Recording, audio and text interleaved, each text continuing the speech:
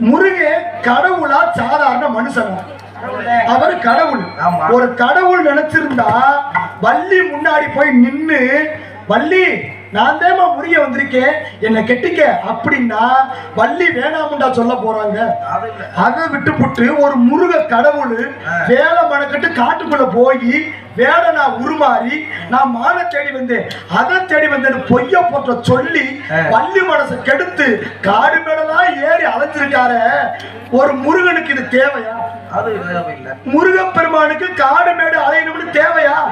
இருந்தாலும் தெரிஞ்சிருக்கா. இதனால என்ன விஷயம் நான் சொல்ல வரேன்னா, கடவுளாகவே இருந்தாலும் காதலிக்கன்னு ஆரம்பிச்சுட்டா பொம்பளை முன்னாடி நாயாத்தான் தெரியணும். உண்மைதான? கடவுளா இருந்தாலும் தெரிஞ்சதே ஆகணும். இது கடவுளுக்கே கொடுக்குற ஒரு விதார்த்தம். ஆனா நம்ம அப்படி கிடையாது. நம்ம கட்டின கொண்டாட்டியே கண் கண்டு தெய்வம். திடீர்னு செத்தா கூட கால் மாட்டில் உட்காந்து அழுகுறது யாரு?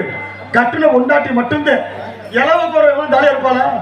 அதனால இந்த ஆண்கள் கூட்டத்துல யாராவது பொண்டாட்டில தெரியாம வப்பாட்டி இப்பாட்டி வச்சிருந்தீங்கன்னா எங்க கிட்ட கூட்டி வந்து விட்டுருங்க. நாங்க புத்திமதி சொல்றோம். அதை வச்சு வியாபாரம் பார்த்தாலும் புழுப்புன்னு இருக்கு.